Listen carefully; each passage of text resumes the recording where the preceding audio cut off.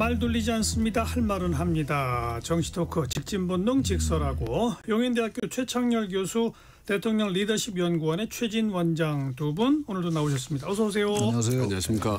금주의 뜬 인물 최창렬 교수 누굽니까? 이진숙 전 방통위원장 안 들 수가 없습니다. 예. 저는 이거 뜬 인물로 할까 진인물로 할까 하다가 상당히 이진숙 전 위원장으로서는 이른바 본인이 얘기했던 보수의 여전사로서의 기회를 확실하게 이번에 잡은 것 같아요. 그리고 체포영장 집행될 때도 그랬고 체포적 부심이 이제 인용될 때도 그랬고 예. 아주 정치적 발언을 쏟아냈어요. 예. 어쨌든 화제의 중심이었다 올해 이번 주. 그래서 앞으로도 상당히 정치에서 상당히 이슈가 될 가능성이 높다고 생각합니다. 네. 네. 최진 원장 누굽니까? 추석 때 성묘 가면은 이제 묘소 주변에 잡초를 깔끔하게 벌초하죠, 벌초. 제거하는데 제초제가 필요하지 않습니까? 그죠? 제초제. 제초제라는 별명을 가진 김현지 부속실장을 뜬 인물로 꼽았습니다. 지금 연 2주째 이 국회 출석 얘기되면서 지금 김현지 대한민국에 모르는 사람 없겠습니까? 지금 네, 최고 질세 되버렸습니다. 네, 맞습니다. 그래서 높이 뜬 인물로 일단 예. 꼽았습니다. 금주의 진인물은요, 최창렬 교수. 저 또 이번 주 그냥 김건희 씨 했습니다. 이유가 뭐 너무 식상하긴 할 것 같긴 한데 추석을 또 맞아서 또 변호인 통해서 또 옥중 메시지를 냈어요. 그런데 지지자들의 어떤 응원과 편지가 아니었으면 이 어두운 톤을 빠지기 어렵다 이런 얘기를 했는데 지금 이 김건희 씨가 정말 여러 가지 상황을 지금 파악을 못하고 있는 것 같아요. 상황 파악이 안 되는 것 같아요. 왜 지금 자신이 그 수감 중이며 이런 것들 왜 재판 중이며 네. 여기에 대한 인식이 있다면 그런 말을 할 수가 없을 것 같은데 아무리 봐도 이거 뭐 새삼스럽게 졌다 떴다 얘기는 할 의미가 없다 하더라도 참으로 정말로 상황 파악이 안 되는 분이다. 정말 저는 안타깝다. 네. 진인물이다 이렇게 생각합니다. 네. 최진 원장 금주의 저는 이제 진인물로 이진숙 방통위원장을 꼽았습니다. 강성 우파들 사이에서는 떴는지 모르겠지만은 중도층이라든지 대부분 국민들한테 오히려 이제 저희는 마이너스가 더 많다. 예. 솔직히 뭐 이런 말씀 드리긴 뭐하지만은 이진숙 전 방통위원장 하면 상당히 좀 과격하고 좀 편향되고 뭐 어떻게 보면 솔직히 좀 국민 비호감 뭐 비슷하게 이렇게 됐는데 이걸로 모르겠어요. 본인의 정치적 몸집은 커졌는지 모르겠지만 저는 뭐 전체적으로 이미지나 국민들이 보는 시선은 그렇게 전보다 더 절대 나아지지는 않았다고 생각을 합니다. 저도 그래서 처음에 진인물로 하려다가 아마 그러실 것 같아서 제가 뜬 인물을 했습니다. 네. 근데 이제 그 체포영장을 경찰이 검찰을 통해 청구해서 법원이 발부한 거잖아요. 그렇죠. 그리고 또 체포 적부심에서는 물론 다른 법원이긴 하지만 이거는 뭐 체포는 정당하지만 굳이 체포해둘 이유가 없다라는 사유로 또 풀어줘라. 그러니까 법원이 서로 다른 재판부긴 하지만 두 목소리를 낸 거 아니에요? 글쎄요. 저도 아까 그 생각을 혼자 했는데 불과 2, 3일 사이에요. 네. 시간이 꽤 흘렀으면 뭐 상황 변화가 있으니까 뭐 다른 판단할 수 있다고 봅니다만 대한민국의 같은 법원인데 판사는 다르다 하더라도 이러니까 정말 이 사법부가 신뢰를 못 받는 것 같아요. 똑같은 사안을 두고 어쨌든 영장이 발부됐기 때문에 경찰에서는 체포를 한 거예요. 아무 문제 없죠. 근데 그 말씀처럼 수사의 필요성을 인정한다. 그 체포의 적법성을 부인할 수 없다라고 하면서 또 다툼의 여지가 상당하다. 인신구금에 신중해야 된다. 이렇게 얘기하니까 지금 이 체포 적부심을 인용한 판사의 말도 사실 이 문장 내에서도 조금 이중적이에요. 헷갈리긴 합니다. 존중을 하겠습니다만. 뜨거운 아이스 아메리카노 같은. 딱 그거예요. 이거 이런 식으로 하면 안 돼요. 확실하게 그냥 그 체포 적부심 인용 이유를 깔끔하게 얘기해야지. 이렇게 애매하게 얘기를 해가지고는 신뢰가 안 간다고 얘기할 수밖에 없는 게 아니냐. 이진숙 방통위원장 체포영장이 발부가 되니까 국민이 뭐라고 그랬습니까? 야 사법부 정말 죽었다란 말이에요. 그래요. 이런 식으로 얘기하다가 다시 또 이게 이제 기각돼 석방이 되니까 이제 사법부 아직 살아있는 얘기 때문에 사법부가 이렇게 정파에 따라서 죽었다 살았다 해요. 죽었다 살았다 하는데 저는 이 체포영장에 대해서 여러 이제 특히 야당에서 비판을 하는데. 네. 그 출소 요구에 여러 번 불응했었잖아요. 거기에 대해서도 뭐 변호인 측하고 조금 많이 약간 다르긴 해요. 체포 그 집행하는 그 출소 요구서 온 날과 오란 날이 뭐 뒤에다 뭐 이런 얘기 하고 그러는데 어느 게 진짜인지 모르겠습니다만 아무튼간에 전 참 이해가 안 가는 게 언제부턴가 우리나라에 그 힘이 있는 공직자라든지 정치인들 이런 사람들은 무슨 영장이나 소환이나 이런데 영장까지는 아니겠습니다만 소환이나 출석 요구에 불응하는 게 기본이 됐더라고요. 물론 일반인들도 제가 알기에는 얼마든지 조율을 한다고 그래요. 조율도 하고 그건 하는데 아주 뭐 기본이에요. 출석에 불응하는 게 소환에 응하지 않고 그래놓고 체포영장을 신청하거나 청구하거나 발부하면 또 민주주의가 아니다 뭐 이런 식의 얘기를 하고 말이죠. 이건 좀 잘못된 것 같아요. 그러니까 앞으로 사법부로 뭔가가 넘어가면 무조건 말이죠. 그 상황을 보는 게 아니라 그 재판을 하는 판사가 누군지 그것부터 연구해야 되는 이런 상황이 와서 참 안타깝고 그리고 저는 요거는 이제 좀 약간 검경 쪽에 좀 섭섭하다고 할까 좀 아쉬운 부분이 뭐냐면 지금 일단 6차례에 걸쳐서 지금 여러 출석 통보를 했다는 거 아니에요. 그러니까 등기로 우편으로 또 그 외에 전화도 하고 백수도 하고 좋습니다. 이건. 그러면 충분히 체포 영장을 청구하고 또 발부받을 그럴 여건은 되는 거죠. 법적 요건은 된다고 보는데 다만 좀 정무적 판단이 조금 아쉬운 게 바로 사표를 낸 말하자면 직무가 해제된 바로 다음 날 할 사표 낸 건 아니죠.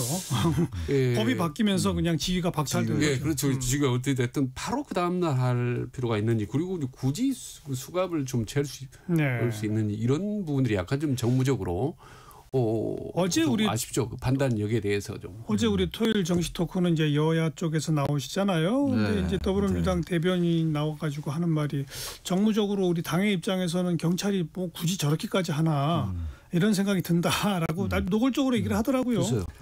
저는 정치는 아니지만 정무적 판단을 해야 된다고 봐요. 정무적인 그거는 정치와는 전혀 별개인 겁니다.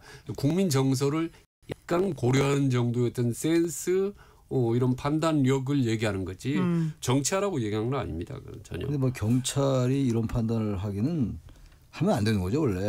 영장이 발부됐으니까 그냥 영장 집행한 거예요. 그러니까 영장을 신청한 것 자체가 이제 좀 너무 과잉했던 거 아니냐. 아니 그리고 특히 추석 이제 바로 전날, 추석 전전날이긴 합니다만 아주 추석 연휴 직전에 했다라는 것도 이런 것들이 이제 국민들 정서상 특히 민주당에 대한 이제 국민의당의 비판에 명분을 실어주는 이런 면이 있긴 있어요. 근데 전 그건 본질은 역시 아니라고 봐요. 본질은 아니다. 본질은 아니죠. 역시 영장이 발부됐고 그걸 집행했다 적법하게 이게 본질인데 자꾸 정치적인 공방이 오고 가다 보니까 이제 추석 전에 했다 그리고 수갑을 꼭 채워야 되냐 이런 말을 하는데 일반적으로 전 법률가는 아닙니다만 수갑을 많이 채운다고 그래요.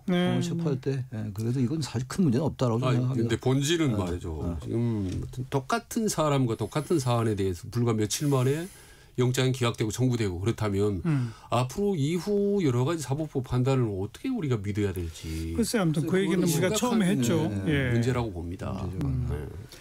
그리고 이제 어쨌든 체포했다가 풀려났지만 조사는 계속해서 아마도 기소 의견으로 성취하고 기소가 되면 이제 법정에서 다투어질 텐데 방통위원장 신분으로 유튜브나 SNS 등에서 정치적 발언을 한 것 이것이 국가공무원법 등등을 통한 잘못된 범죄 행위가 되느냐 안 되느냐 이것도 다툼이 많더라고요. 다툼이 많은데 그래서 뭐 다 생각이 다르고 이제 최종적으로 재판부가 어떤 판단을 할지 모르겠습니다만 공직자 신분이었는데 물론 탄핵이 의결된 다음이긴 해요. 그리고 탄핵이 의결됐고 이제 아직 파면은 안 된 상태고 탄핵이 나중에 결국 기각됐잖아요.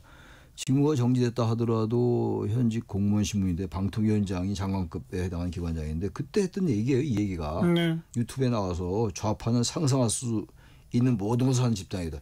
이건 대단히 부적절한 발언이에요. 그리고 또 하나가 다수의 독재로 가게 되면 민주주의가 아닌 최악의 정치 형태다. 이런 얘기하는 공직자가 어디 있습니까? 그리고 뭐 민주당과 좌파 집단 얘기도 했고 보수의 여전사라는 말 너무 감사하다 이런 말도 하고 말이죠. 이런 말을 한 분이 선거법 위반이 아니고 공무원 중립에 위반되냐 아니면 뭐가 위반이고 뭐가 위배되는 건지 알 수가 없어요. 나중에 재판부가 어떤 판단을 할지 모르겠으나 전혀 이건 공직자로서 이건 타당하지 않은 정도가 아니라 당연히 전 법 위반이라고 보는 것이고. 최 교수가 보기에? 네, 제가 보기엔 그렇습니다. 최진 원장. 그런데 국민의힘 이제 주장은 방송에 유튜브 출연을 했을 때는 이미 대선 8개월 전이었기 때문에 이미 공직 위반에 해당이 안 된다라고 주장을 하는데 그렇죠. 저는 그 부분에 상당히 일리는 있다고 봅니다만은 이미 세월이 흘러서 시간이 흘러서 정권이 바뀌었지 않습니까? 새로 새 정부가 들어섰는데 이 방통위원장의 역할은 너무 중요한 겁니다. 그런데 엄청나게 편향적이고 정치 행보로 일관해왔던 사람이 새 정부가 들어섰는데 계속 새 대통령이 참석하는 국무회의에 참석을 하고 계속 어떻게 보면 들이받는 이런 네. 행보를 계속하면 네. 이 본인이 이런 상황을 예측을 못했나 충분히 어떤 공권력이 작동을 예측을 할 못한 게 거라는 아니라 건 계속 만들어가고 있는 거 아니에요? 그렇다고 보는 거죠. 저는 그래서 본인이 자업자득했다고 보는 거죠. 자업자득이 사실은. 아니라 이러면서 정치적 몸집을 키우고 있는 거 아니에요? 그리고 탄핵 아니 그 체포영장 집행될 때 네. 수갑이 흔들 때 천으로 쌓인 검은 천 그거 보니까 정말 정치적인 발언을 하는 거더라고요. 아, 그러니까요. 그건 아주 뭐 대놓고 하는 거고 뭐 본인으로서는 지금 겉으로는 비판하지만 속으로 사실은 뭐 제가 알 수는 없겠습니다만 이진숙 전 방통위원장의 속내를 생각을 알 수는 없겠습니다만 아주 호재를 만났다. 그래도 체포적부심 2년까지 됐잖아요. 그러니까요. 할 말이 너무 많아졌고 정말 이대로 이재명 대통령에게 잘못 보면 당신들 이란 표현을 썼던데 국민들 얘기하는 것 같아요. 네, 네. 여러분들도 구금되고 유치될 수 있다 이런 표현을 쓰는데 전형적인 아주 강한 정치적 발언이에요. 그럼요. 네. 보수 여전사로서 여전사로서 반 이재명 선봉의 정치인으로의 위상을 확고히 다지고 있어요. 있잖아요. 네. 그래서 네. 제가 떴다고 그랬다고요. 지금 보수 진영 내부에서도 상당히 부담스러워했거든요. 근데 지금 이쯤 되면요. 이진숙 전 위원장 정도 행보되면 보수와 진보를 떠는 어느 지역에 나가서 출마해도 떨어지거나 출마할 수가 없습니다. 공천을 줄 수가 없어요. 그런데 딱 한 군데 지금 대구로 가겠다는 거 네, 아니겠습니까? 그렇습니다. 대구? 네. 대구 가면 아주 세게 강하게 무대뽀로 밀어붙여야 유리하다는 것. 이런 점에서 저는 대구 정치, 대구의 민심에 대해 좀 아쉽죠. 지금 말씀드려서. 아직 모르는 거고 예. 이제 뭐 대구시장 얘기도 있고 별 얘기가 다 있더라고요. 국회의원 출마 얘기도 있고 그러는데 참 이런 우리 한국 이게 글쎄 약간 지금 우리 주제의 본질과 벗어나는지 모르겠습니다만 한국 정치 이런 게 참 아쉬워요. 이런 분들 대단히 적절치 못한 발언을 한 거라고 봐요. 저는 객관적, 보편적, 상식적, 합리적으로 볼 때. 근데 이런 분이 바로 이제 보수의 이제 뭐 이제 스피커가 되고 보수의 어떤 위상이 확실해지고 영향력이 강해지면서 대구에 출마한다 이런 얘기가 나올 정도. 정치가 이렇게 된 게 자꾸 극단으로 가는 거예요. 극단으로 네. 가니까 벌써 뜬다고 얘기하고 위상이 확립되고 이렇게 되니까 많은 정치인들이 야 방법이 하나밖에 없다. 뜨려면 사고 치자. 뜨려면 세게 나가자. 세게 나가자. 장동욱 대표가 말이죠. 이렇게 당 대표들에서 뭐라고 그랬습니까? 여권을 향해서 확실하게 세게 강하게 싸운 사람을 공천에 대해서 우선권을 준다고 그랬어요. 네. 그렇죠. 이건 정말 심각하게 문제 있는 발언 아니겠습니까? 그러니까 지금 다 뭐 앞으로 더 강성으로 나갈수록 그렇죠. 오히려 공천 유리하다. 이거는 걱정이에요. 아주 잘못된 발언이고 지금 그 여세를 몰고 있는 거죠. 이준석 아니 이진숙 예. 전 방통위원장의 예. 잘못된 공천제도고 잘못된 지역의 민심 어떤 잘못된 정치인의 행보를 전형적으로 보여주고 있는 그러니까 이제 네, 강성 당원들의 그 어떤 경선, 그 총선 경선이 됐건 뭐 지자체장 경선, 후보 경선이 됐건 그 강성 당원들의 입김을 좀 약화시켜야 돼요. 이건 오늘 국민이 걱정하는 게 아니라 여야 모두. 우리 정치 모두. 우리 정치 예. 모두 이거는 좀 어느 정도 제도화시켜야지. 아니 한마디로 선거란 중도층을 잡으면 이기고 중도층을 잃으면 진다. 이건 뭐 너무나 간단한 상식인데 그런데 그 선거에 나가기 위한 이른바 경선 과정에서 글쎄요. 셀수록 경선에 이긴다는 거. 이게 서로 충돌하는 거거든요. 충돌하는 거예요. 충돌 맞지가 않으면서 정치를 점점 양극화시키고 양극단화시키고. 지금 국민의힘의 어떤 당의 포지셔닝 그럼 지방선거 전략 자체가 그냥 냅다 강성 드라이브 일변도로 지금 딱 설정을 하기 때문에 다음 지방선거나 총선에 뭔가를 좀 할 사람들은 무조건 강성으로 가고 있는 거 아니겠습니까? 예. 참 아무튼 안타깝네요. 그래서 경선에서 이기면 뭐 합니까? 나가서 떨어지면서 다 뭐 안 되는 건데. 근데 요 구조를 어쨌든 이제 선거가 다가오면 양당 모두가 뭐 경선 때는 이렇지만 본선에서는 이렇게 해야 돼. 뭐라는 식의 인식이 좀 생기긴 할 거예요. 생기긴 하는데 그러니까 이런 분들 특히 이제 자신들의 정당 특히 이제 국민의힘 쪽이니까 이진숙 전 위원장은 대구 얘기를 딱 하는 거거든요. 네, 네. 그러니까 이런 것들이 확실한 게 되는 건데 이런 사람이 뭐 제가 볼 때는 뭐 서울이나 수도권 나오면 쉽지 않아 보이긴 해요. 근데 대구를 못 딱 나오죠, 못 나올 이런데. 거예요. 그러니까 그렇지는 대구만 않던데. 국민의힘 지지율이 좀 높고 네. 지금 전체적으로 총합하면 지금 20%에 머물고 있지 않습니까? 그러니까요. 아무리 그 정부 여당이 못해도 20%딱 박스에 지금 국민의힘 지지율이 갇혀 있는 게 바로 이런 이제 이진숙 효과 맞습니다. 라고 이제 보는 거죠.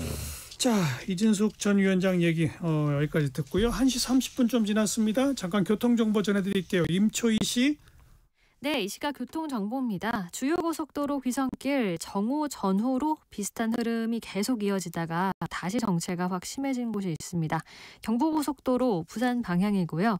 서울에서 부산까지 요금소를 기준으로 6시간 걸리고는 있지만 충청권에서 다시 급격하게 교통량이 많아졌습니다. 먼저 신갈에서 수원, 또 오산에서 남사까지 어렵고요. 수원 진출로에 고장난 차가 생겨서 주의를 하셔야겠습니다. 안성분기점에서 안성휴게소까지도 속도가 떨어집니다. 입장에서 천안호두휴게소 쪽으로 33km 구간으로 정체가 길게 이어지는데요. 이 구간만 1시간 반 정도 생각을 하셔야겠습니다. 이후 청주분기점에서 주감휴게소, 또 회덕분기점에서 비룡분기점 사이 정체 계속되고요. 청주 영덕고속도로 영덕 쪽 문희청남대 휴게소부터 회인 부근까지 16km 구간 막히고 있습니다. KBS 교통정보센터에서 임초희였습니다.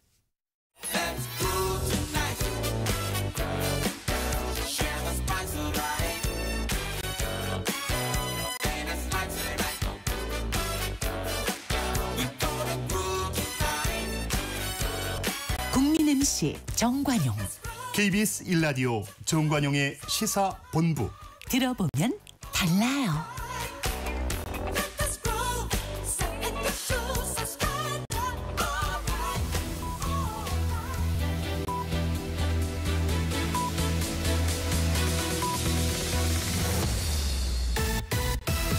직진 본능, 직설하고 고고고. 뒤돌아보지 않습니다. 정관용의 시사본부. 매주 일요일 2부 직진본능 직설하고 용인대학교 최창렬 교수, 대통령 리더십 연구원 최진 원장 두 분과 함께하고 있습니다. 금주의 핫한 한마디 최창렬 교수.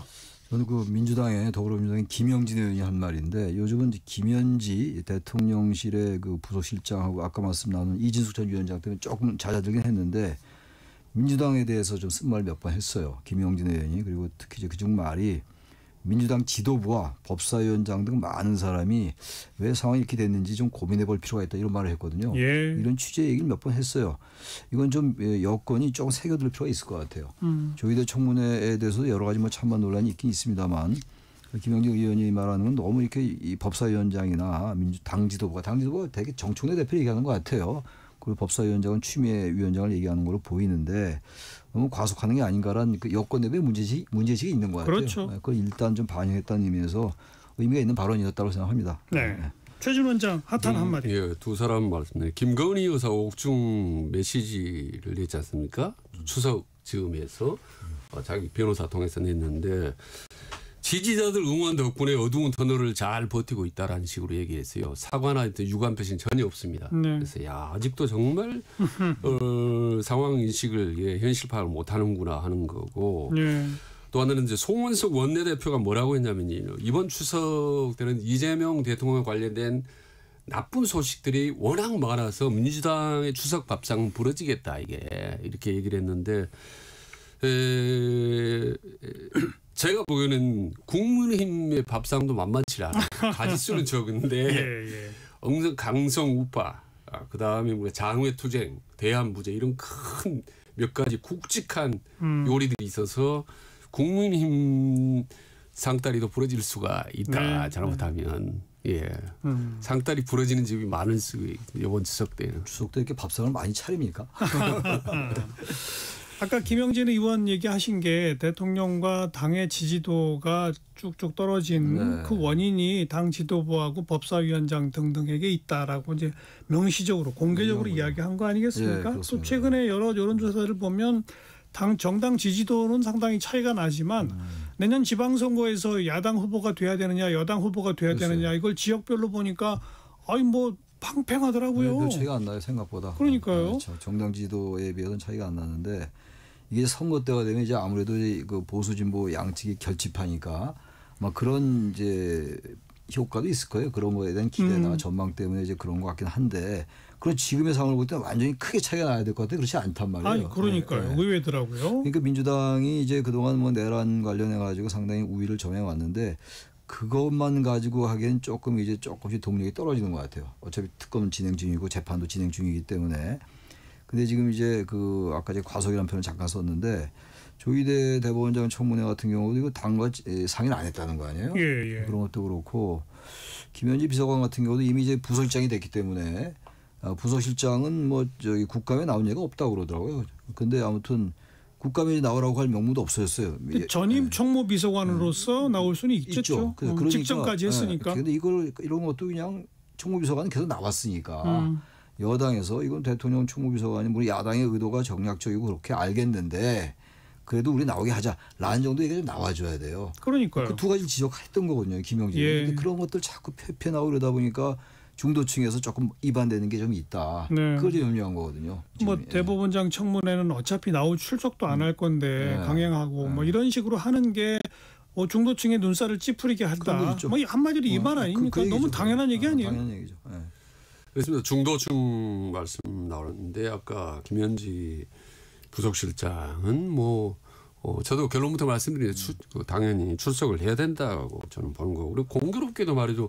지금의 비서실 인사를 했는데 이게 마치 김현지 부속실장을 보호하기 위한 지키기 위한 인사인 것처럼 글쎄 그러니까 비칠 수밖에 없는 그렇죠. 거죠. 왜 이러고 안 나오면 정말 그런 인사로 되는 거예요. 왜 타이밍을 그렇게 잡았는지 본인도 나오겠다고 하고 그리고 그러니까 우상호 정무수석이 분명히 얘기했잖아요. 100% 출석을 할 거라고 얘기했기 때문에 이렇게까지 얘기했으면 이제 나와야 되는 거고 그냥 쿨하게 출석을 하면 되는 겁니다. 이거나 별 문제 없어요. 그러니까요. 곤혹스러운 집중적인 공격이 가해지고 질문이 있겠지만 그 정도는 뭐 버텨야 되는 거고 그리고 이제 조금 전에 말씀드린 대통령 지지율 말씀드렸는데 집권 초기에 대통령 시간에서는 대통령 가까운 여권에 있는 사람은 너무 도드라지면 안 되는 겁니다.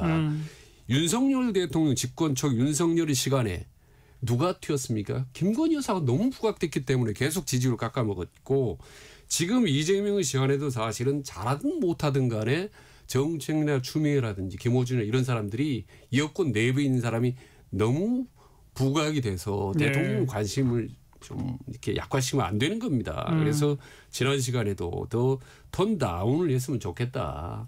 잘하든 못하든 대통령이 한번 마음껏 집권 초기에는 한번 마음껏 해볼 수 있는 여건을 마련해주고 뒷받침을 해줘야지 대통령보다 앞서서 나가면 이거는 본말이 전도될 수가 있고 또 여권 내부 분열로 비칠 수도 있다라는 걱정이 듭니다. 이게 검찰 개혁도 마찬가지예요. 이제 정부조직법 통과됐습니다만 검찰 개혁과 관련해서도 이재명 대통령은 조금 속도 조절 얘기를 좀 했었거든요. 그러니까 1년 정도 유예하고 정부가 주도해서 세부안을 만들겠다 이렇게 한 거예요. 했는데 이 부분도 그렇고 해서 좀 대통령으로서는 아마 대통령실로서는 조금 국정 운영에 부담을 느낄 것 같아요. 제가 그 내부 상황은 잘 전혀 모르겠는데 그렇게 느껴지니까 바로 그게 지지율 한 연 2주, 3주 하락이 나타난 게 아닌가. 지지율 하락은 그게 뭐 큰 수치는 아니던데 추세는 어쨌든 그렇게 됐던 거 아니었겠어요. 최근에 또 앞으로도 물론 달라질지는 모르겠습니다만 그렇다면 이거는 여건이 내부적으로 심각하게 들여다볼 필요가 있어요. 그게 민주주의의 원칙이거든요. 반응하는 거, 조응하는 거, 여론에. 그렇죠. 이 발언을 한 김영진 의원이 이른바 원조 친명이기 때문에 이 김영진 의원의 발언 속에 대통령의 의중이 실려 있는 게 아니냐라는 해석들도 좀 나오고 있는데 문제는 이렇게 한다고 정청래, 추미애 두 사람이 누구로 지느냐. 그렇지 않을 것 같아요. 그게 참 이제 우리가 이제 국민의 우려를 많이 걱정을 많이 해줬는데 오늘 민주당 걱정을 이제 하게 된 상황이에요. 지금 어쨌든 이 지지율 하락을 그건 뭐 하락은 하락이고 난 내 길 가겠다. 많은 사람들이 자꾸 내년 지방선거 관련시켜서 본 시각이 많거든요. 그러니까요. 추미애 법사위원장도 뭐 하남 쪽이 국회의원 지역구니까 경기도지사 하는 거 생각하는 거 아니야 이런 얘기 이런 거 도움이 안 되는 거거든요. 정청래 저는 좀 앞서 나간 걱정인데 지금 정청래 추미애 같은 당이 어떻게 보면 간판 스타고 중진들이 이렇게 세게 가는 거는 나름대로 본인들이 그리는 지방선거의 구도가 있을 거 아니겠습니까? 그렇죠. 본인이 출마 문제이고 여러 가지 구도가 있는데 솔직히 말씀은 대통령은 뭐 정치에 직접 참여할 수 개입은 할 수는 없지만 나름대로 또 구도가 있지 않겠습니까? 지방선거에 대한 어떻게 됐으면 좋겠다는 이 보이지 않는 구도가 내부적으로 마찰을 빚고 서로 어긋날 경우에 이건 상당히 심각해지는 겁니다. 이건 그야말로 이제 파워게임이 일어날 수 있기 때문에 지금부터 이런 정책적인 문제, 검찰개혁 이런 부분에 서로 이렇게 호흡을 맞춰가고 밀고 당기고 이런 게 있어야 네. 되는 건데 네. 따로 간다. 대중 따로 당대표 따로 가고 중진 따로 가면 이건 걱정이 되죠. 그래서 지금부터 이런 앞으로 이견이 발생할 때 여권 내부에 조율할 사람이 누군지 그렇죠. 통상 비서실장이나 정무수석인데 해야죠. 예. 해야 되는 겁니다. 이게 엄청 중요한 겁니다. 비서실장이 생각보다 강훈식 비서실장이 그러한 역할을 하는데 조금 힘이 붙여 보이긴 해요. 예. 솔직히 예. 잘 모르겠는데 그 내부의 역학관계 잘 모르겠는데 예. 그 정무수석이 참 이미지가 또 좋고 우상호 예. 수석이 참 괜찮죠. 여야 모두 신망을 많이 받고 있는데 그 우상호 수석 얘기는 일반적으로 많이 공감이 가는 얘기를 많이 해요. 많이 네. 하는데 의외로 그게 여당 내 이렇게 썩 강훈식 비서실장이나 우상호 수석이 뭔가 조절하려 하는 건 보이는데 그게 썩 그렇게 맥히지 않는 것 같아요. 여당 내. 지금 강훈식 비서실장이 본인이 일단 막 선거 출마설이 막 나오거든요. 지금 뭐 충남지사에도 그러다 요 며칠 사이에는 서울시장 차출설 후보군에도 포함돼 있죠. 예, 네. 막 언론에 나오기 시작하면 본인이 중립적으로 대통령 입장에서 세게 얘기하기가 조금 어려워집니다. 그렇죠. 네, 사실 본인이 출마자 중에 한 명이 돼버리면 지금 이미 그렇게 돼가고 있는데 지금 모르겠습니다. 지금 우상호 정무수석도 본인 이제 지방선거 차출설이 나오기 때문에 솔직히 사람인 이상은 본인의 입지 미래 정치 이걸 생각하지 않겠습니까? 은연중에. 그럼 이런 모든 정치로부터 탈피하고 선거로부터 완전히 중립되고 오직 대통령과 당정을 위해서 그렇죠. 올인할 수 있는 프로, 네. 예, 이 컨트롤 타워 역할을 조정 역할을 할 수 있는 사람이 누가 있냐인데 잘 안 보입니다. 솔직히 이제 그 아까 말씀드린 김현지 이제 부속실장이 대통령 옆에서 많이 조언을 하고는 한 모양인데 사실 중진이나 이렇게 정치권을 아우르기에는 전혀 아니, 아니죠. 뒤쪽이 너무 그건 예, 아닌 거죠. 그건 전혀 부족하죠. 몸무게가 맞지 않죠. 예, 거의 그게 아니고. 맞지 않기 때문에 예. 근데 이재명 대통령이 좀 강한 그립감을 좀 줘야 될 것 같아요. 예, 그렇죠. 맞습니다. 생각보다 네, 당 대표 할 때보다 대통령 되고 난 대통령 이후에는 의외로 좀 너무 온건해요. 너무 온건하고 온건하는 게 다른 의미가 아니라 뭐 좌파로 가라는 얘기가 아니고 이 여당 내에서 여권 내에서 강한 리더십을 좀 보여야 되는데 너무 정청래나 정청래 대표나 추미애 법사위원장 등이 너무 앞서 나가는 게 아닌가 여권 내에서. 그래서 대통령의 존재감이 이러다 잘못 이게 대통령제인데 그냥 대통령제라는 건요 뭐니 해도 대통령 스스로가 가장 강한 의제 설정자거든요. 네. 의제 설정에 나가고 이런 전반적인 것도 조절하는 건 대통령이에요. 그건. 근데 이제 뭐 검찰청 폐지 법안까지 쭉 다 왔으니까 네. 사실 이제 뭐 걸려 있는 거 별로 없어요. 언론 개혁 정도가 그렇죠. 좀 남아 있고 뭐 이런 거니까 뭐 여기까지는 어쩔 수 없이 달려왔다라고 달려왔다. 치는데 이제 마지막에 조희대 대법원장 청문회 이제 들어온 게 조금 좀 그 부협화음을 네, 잦았다고 그렇죠. 생각이 되고요. 다음 이제 13일 뭐 15일 이럴 때 대법원에 대한 국정감사 여기서 또 조금 좀 소란스럽겠지만 조금 여권 내부도 좀 정비할 타임이 된 거 아닌가 싶어요. 되는데 이번에 그 이진숙 전 방통위원장 체포적 부심이 인용이 됐잖아요. 인용이 되니까 또 이제 여당 내에서 뭐 일각이겠습니다만 이래서 사법개혁이 필요하다는 시각하니까 또 나오죠. 또 나오니까 자꾸만 이렇게 하면 사법개혁이 필요하다고 다 인정을 하겠는데 조희대 대법원장의 그 당시 5월달에 여러 가지 행태도 전 따져볼 필요가 있다고 봐요. 예. 5월 1일 날 파기환송한 거. 그럼에도 불구하고 대법원장을 나가라. 이러면 중도층에게 아주 거부감 있게 들리는 상황. 그러니까요. 그래서 그런 것들 좀 잘 정무적으로 판단했으면 좋겠는데 그런 게 좀 상당히 아쉬워요. 부담돼 말이죠. 네. 그럼 조희대 대법원장 국감 때도 그때도 말이죠 추나 전쟁이 또 말이죠 확대되지 않을까 이게 오히려 더 저는 더 걱정되는 거예요. 조희대보다도 오히려 추미애 나경원 이름이 더 언론에 부각될까 하면 걱정되는 건데 지금 아까 최상일 교수님 말씀하셨듯이 대통령 초기에는 그립감을 지어야 되거든요. 그립을 지으려면 이게 중진들의 도움을 받아야 되는 겁니다. 그게 이제 저는 다극화라고 봅니다. 예. 한두 명에게 너무 과도하게 힘이 쏠리면은 그 안 되는 겁니다. 당에. 그래서 저는 항상 자꾸 옛날에 YSM 구룡작전 여러 명의 대권주자나 중진들을 이렇게 적절하게 이렇게 디바인드 룰을 해야 된다고 보는 거거든요. 그런 점에서 저는 이재명 대통령이 좀 당의 중진들 지금 네. 안 보이지 않습니까? 중진들을 다시 서로 이렇게 힘을 적절하게 실어주면서 함께 이렇게 가는 그런 다극화 전략을 좀 했으면 좋겠다라는 생각이 듭니다. 이제 옛날하고 달리 한 정당 뭐 여야 할 것도 없어요. 중진들의 어떤 집단 파워라는 게 상실된 것 거의 같아요. 없었어요. 네, 그렇죠. 이제 그 네, 정치가 너무 없어요. 바뀐 것 같아요. 확실히. 그러니까요. 하고는 달라요. 그때 우리가 쭉 봤을 때는 딱 뭐 여야 할 거 없이 뭐 누구나 자타 인정하는 그 중진이 있었거든요. 예, 딱 예. 이게 그래서 말 한마디 딱 하면 그래도 뭐가 이게 자편하고 이런 게 있었는데 그건 사라진 것 같더라고요. 네. 과학이 말하자면 역설적으로 말씀드리면 과도하게 다극화된 것 같아요. 과도하게. 그리고 옛날같이 뭐 천신정도 없고 남원정도 없어요. 소장파도 없어요. 그렇죠? 예. 소장파도 없고. 여야다 마찬가지입니다. 중진들도 본인들이 역할을 하려고 하지 않은 것 같아요. 그런 것 같아요.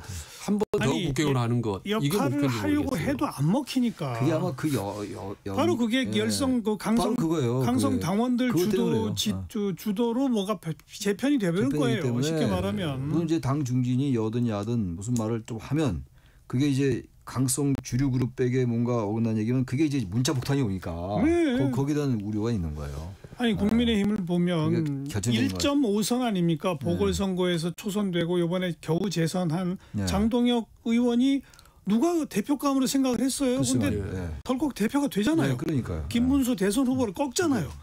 이런 구조에서 중진들이 무슨 역할을 하겠습니까? 그게 바로 아까 말씀 나눈 그 강성당원, 여성당원, 이 강성 지지층들 이분들이 사실 과대 표집되는 측면이 있는 거예요. 지금 우리 정부 야당은 좀 어려웠지만 여권 대통령은 저는 할 수 있는 방법이 많이 글쎄요, 있다고 있을 것 봐요. 같은데. 대표적으로 관제 정치 같은 경우 좀 적절하게 분야별 중진들 이번에는 또 재선 저번에 3선 관제 불러서 또 식사도 하면서 대화도 하고 서로 이렇게 하면 얼마든지 좀 본인의 어떤 역량을 넓힐 수 있을 텐데 그런 게 잘 안 보이는 것 같아요. 요즘에는. 어찌 보면 이재명 대통령으로서도 딜레마라고도 볼 수 있는 게 예. 본인이 주도해서 민주당을 강성 당원들이 주도하는 정당으로 맞습니다. 바꿔냈어요. 예.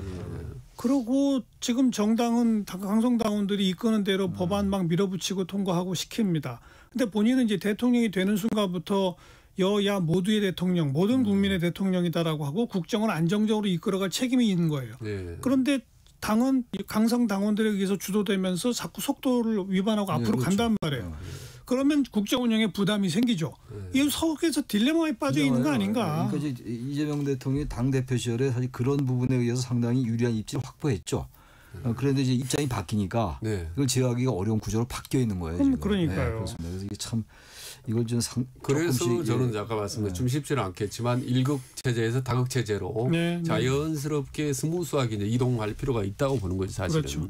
근데 이제 뭐 상식에 의해서 해법을 찾으면 다 해법은 나옵니다. 뭐 김현지 비서관 같은 경우 사실 저는 제일 오래된 최측근이라고 하니까 총무비서관보다 제일 부속실장이 직함에 맞는 것 같기도 해요. 네. 그런데 지금 이렇게까지 온 마당에 직전 총무비서관이었으니 대통령실의 그 인사와 살림살이에 대해서 물을 게 많으니 나와라. 그러면 당연히 나와야 되는 거예요. 맞죠. 그러니까 이게 상식선의 해법이거든요. 그러니까 제가 이제 대법원장 청문회를 자꾸 뭐라고 하는 게 열어봤자 안 나올 게 뻔한 청문회를 뭐하러 통과시켜 갖고서 괜히 여야 정쟁만 만드는 식의 모습을 빚느냐. 이런 걸 안 하는 것. 그 맞아요. 그러니까 그런 것도 자꾸 야당에게 명분을 주는 거란 그렇죠. 말이에요. 공격의 빌미를 제공하는 것이기 때문에 그거 안 하면 되는 거예요. 안 하고 그냥 우리가 항상 이 자리에서 많이 말씀들을 하는 중도적 민심이 어디에 소구할까 그걸 보면 되는 건데 너무 자꾸 과도한 걸 생각하는 게 아닌가. 알겠습니다. 대통령 국민 전체로 보기 때문에 오히려 저는 그게 중도층의 또 우군화나 여러 가지 면에서 유리하다고 보는 거죠. 그러니까 당 대표의 판단보다는 대통령의 판단과 전략이 더 유리하다고 보는데 그게 지금 당의 제대로 지금 안 먹고 있는 거 아니겠습니까? 그러니까요. 저는 그래서 항상 모든 게 문제가 있거나 틀어지거나 안 풀리면 핵심은 저는 대통령실, 비서실 되돌아봐야 된다고 저는 보는 거예요. 맞습니다. 대통령이 추석 특집 예능 프로 냉장고를 부탁해 출연한 거에 대해서 또 정치권에서 막 굉장히 말이 많은데 두 분은 어떻게 생각하세요? 근데 그걸 보니까 26일 날 화제가 났잖아요. 국정자원의 화제가 26일 날 났고 28일 날은 여러 조치를 취했더라고요. 대통령이 화제 날 당시에는 그때 이제 비행기로 귀국 중이었고 그랬는데 아무튼 28일 날 저녁 때 녹화를 했더라고요. JTBC 녹화를 했던데 그날 이제 오전에는 여러 가지 회의도 주재했고 그 여러 조치를 취했어요. 그러니까 지금 야당이 얘기하고 있는 잃어버린 48시간은 맞지 않는 거예요. 아마 박근혜 전 대통령이 잃어버린 7시간 상기시키려 했던 것 같은데 저는 그거 맞지 않는 거라고 생각하고. 근데 아무튼 그날 저녁에 녹화를 했는데 그 전에 녹화 일정이 있었기 때문에 거부하기는 어려웠을 것 같긴 해요. 근데 조금 그것도 아쉬움이 좀 있어요. 화제도 났고 또 공무원이 그 다음에 그 안 좋은 일이 있었던 건 그 다음이니까. 다음이고. 다음이에요. 어쨌든 또 안 좋은 일이 있어서 공무원들이 애도 기간이라 네. 방영을 미루쳐달라고 요청한 거는 뭐 괜찮은 거 같아요. 그건 아주 잘한 그게 거예요. 이제 하루 뭐 늘은 친구 뭐 잘한 건데. 그래도 어쨌든 연기를 근데 그게 방송국이 더 잘 아시겠습니다만 아마 그게 아예 방영을 안 하기는 어려웠던 것 같아요. 방영을 연기가 아니라 아예 방영을 취소하는 걸로 그건 뭐 어렵다고도 얘기도 하더라고요. 뭐 아니 굳이 취소까지 할 건 필요 없죠. 없잖아요. 연기하면 그래서 되죠. 연기하는 거니까. 근데 일단 이런 프로들 하면 이제 중도층에는 되게 효과가 좋습니다, 사실은. 그리고 보수나 진보는 무슨 뭐 김현지 문제는 뭐 이진숙 문제 이런 게 수석 박사 막상 그렇게 세게 얘기는 하지 않을 겁니다. 오히려 이런 뭐 냉장고를 뭐 부탁해 이런 프로들을 가지고 중도층들이 많은 얘기하고 또 오히려 이제 효과가 더 있기 때문에 대통령이 사실은 이제 이 프로를 한 건데 다만 이제 과거 어느 때보다 너무 여야가 세게 싸우기 때문에 지금 윤석열 전 대통령 말이죠. 이제 당선 막 돼가지고 당선자 신문 때 유재석 그 개그맨이 진행하는 프로 있죠. 뭐 유퀴즈 언더 블로깅 그 프로에 또 나가서 말이 많았어요. 아 대통령이 지금 막 아직 취임식도 안 했는데 정책적으로 설명해야 될 판에 가서 말이죠. 가장 늙고 얘기하고 무슨 이런 얘기가 되냐. 그리고 그 직전에도 3개나 출마했습니다. 무슨 뭐 집사부 일천이 가서 요리하고 뭐 이렇게 아주 그냥 예능에 맞붙였다라는 비판을 윤석열 대통령 많이 했어요. 근데 이번에는 그 이제 소통의 차원에서 기획한 것 같더라고요. 소통도 있지만 뭐 K푸드 네, 뭐 이런 얘기를 하던데 뭐 모르겠어요 내용을 잘. 문화적으로 이제 우리나라 뭐 음식을 선전한다. 저도 그 프로 잘 몰라서 잘 정확히는 모르겠는데 뭐 냉부라고 약자를 하더라고요. 냉부회인가? 뭐 냉장고를 부탁해라는 거니까. 근데 아무튼 그날 밤에 예정이 됐던 거니까 야당이 그냥 넘어갈 수도 있는 문제인데 이것도 문제 삼으니까. 지금 야당은 지금 모든 걸 문제 삼고 있는 상황이에요. 네. 지금 야당 자체가 어렵기 때문에 내란 이 프레임에서 아직 못 벗어나고 있기 때문에 그런 아쉬움이 있긴 있어요, 사실. 예. 근데 어차피 뭐 이미 일정이 잡혔던 거니까 저부터라도 했을 것 같아요. 그러다 그건 그거고 뭐 가서 잠깐 그 이상하게 요란한 예는 아닌 것 같은데 얘기 들어보니까 그 정도 할 수 있는 게 아니냐라고 했던 게 아닌가라는 생각이 방금 들어서 말씀대로 야당이 공개 약간 과한 게 아닌가 생각이 좀 들어요. 네. 지금 국민의힘 일단 무조건 비판하고 모든 걸 이제 거트리 잡자는 식의 전략하기 때문에 사실 정부 여당 입장에서도 그냥 우리 갈 길 간다 할 수밖에 없어요. 이 냉장고를 부탁해도 원래 정상적인 상황이라면 이게 뭐 안 할 수도 있고 뭐 하지만은 그냥 뭐 어차피 보수는 공격하고 야당은 공격해야 될 텐데 그냥 중도층에 도움이 되는 이 프로는 계속 하자라고 판단한 것 같아요. 그리고 방송 녹화하고 나서도 또 중대본 회의도 개최했어요. 계속 했기 때문에 그거 잠깐 녹화하는 거 어떻겠냐 생각을 했던 것 같아요. 근데 그걸 이제 야당에서는 이게 아직도 지금 상황 파악이 안 되는 거 아니냐라고 공격하고 있는 건데 그래서 이 공격이 그렇게 난 올해 그 이슈로서의 그 동력을 받기는 어려울 거예요. 내일 방영되면 끝나겠죠. 뭐 순전히 정치적 정무적 판단을 한다면 야당이 비판할 게 뻔해도 그렇죠. 자꾸 하는 게 옳아요. 맞아요. 그렇게 해서 입장을 가는 수밖에 없어요. 야당은 뭐 비판할 게 뻔하죠. 뭐 심지어 뭐 민생이 어려운데 무슨 예능 프로 출연이냐 뭐 이렇게 할 거예요. 예능 프로 출연해서 민생 열심히 챙기겠습니다 말하는 거죠. 그렇지 않습니까? 이건 그래서 너무 정쟁으로 가는 게 한계가 있을 겁니다. 강도가 세도 너무 센데 저는 이제 궁금한 게 추석 연휴 길지 않습니까? 근데 지금 대통령 일정은 어떻게 되는지 모르겠어요. 지금 장동혁 대표 같은 경우는 지금 건국전쟁 2 영화 본다는 거 아니겠습니까? 그래서 어쨌든 죽어난 사람한테 강성 우파 지향적인 이제 행보를 하는데 저는 이럴 때 조금 대통령이 영부인하고 좀 역할 분담해서 소외계층 정말 좀 딱 이 감동을 줄 만한 장소를 좀 갔으면 좋겠다는 생각이 들어요. 하지 않겠어요? 뭐가 있지 않겠어요? 당연히. 여기가 길 텐데 있을 겁니다. 근데 통상적으로 추석 연휴 때 명절 때 항상 가는데 말고 조금 더 감동을 좀 주는 어디요? 예를 들어서? 예를 들어 어디요? 아이디어를 줘보세요. 그 뭐 시장을 가더라도 아주 좀 더 힘든 시장들이지 않습니까? 알겠어요. 아무튼 뭐 뭔가 일정이 있을 게 확실하니까 한번 기다려 봅시다. 자, 직진본문 직설하고 오늘 여기까지입니다. 용인대학교 최창렬 교수, 대통령 리더십 연구원의 최진 원장 두 분 수고하셨습니다. 예, 고맙습니다. 감사합니다. 네. 다음 주 토요일 일요일도요. 추석기획 내 고향 서울 우리는 하나다 계속 이어집니다. 많이 기대해 주시고요. 나훈아의 고향역 들으면서 마무리 짓고요. 다음 주말 뵙겠습니다. 안녕히 계세요.